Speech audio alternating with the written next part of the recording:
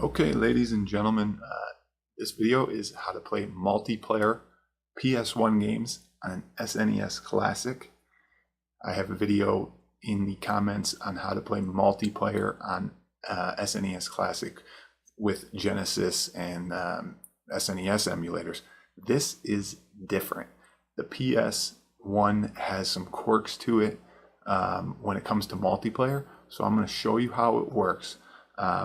This is not a video on how to play PS1 games. I put a link in the description of PATTONPLAYS on how to play PS1. So watch that if you want to see how to get PS1 on your SNES.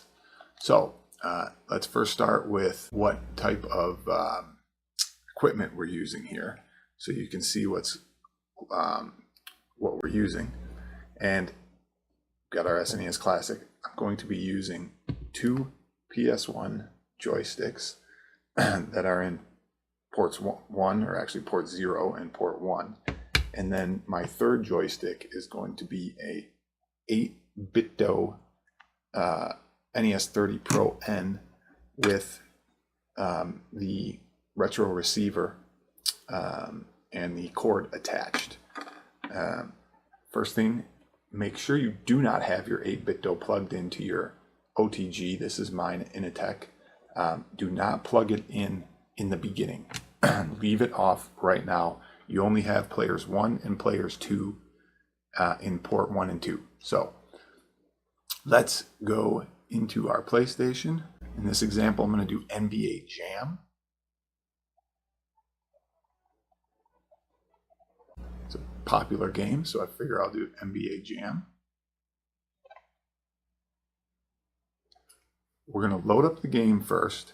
We're going to get into our XMB menu first, and we're going to check some options.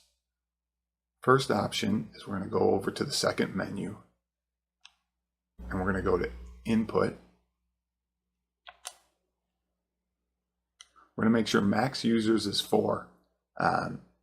And then pretty much that's it in this menu. You can see my other options in case you just want to check, but that's pretty much the options in there. Now, here's the other option that's a little different from SNESC. You're going to go back to Quick Menu.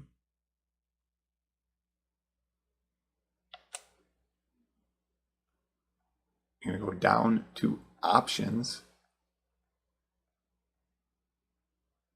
And you'll notice this is a little different from my other video with multiplayer in SNES and Sega, etc.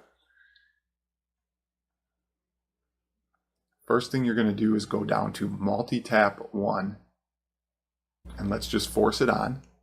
You can turn it on, off, or auto. We're going to force it on. We're going to leave Multi-Tap 2 off.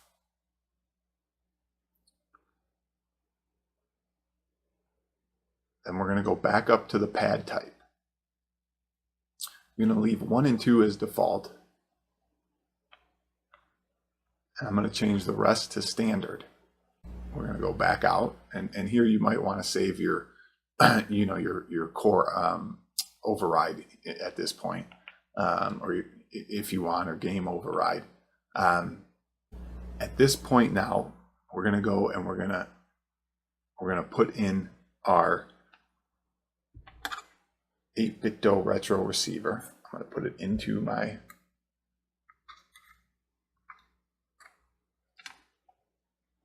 USB OTG. I'm going to turn on my 8-bit-do. Syncs up to the 8-bit-do.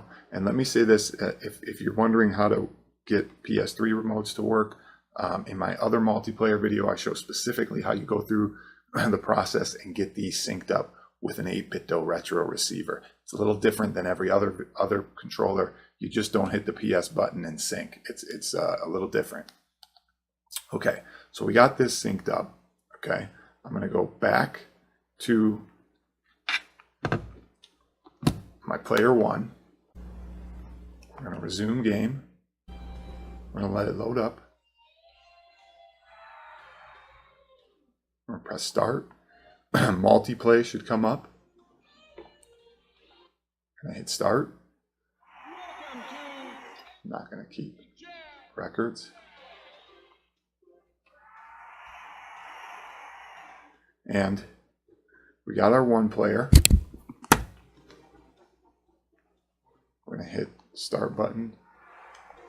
Oh, sorry, the X button. Player 2 just joined.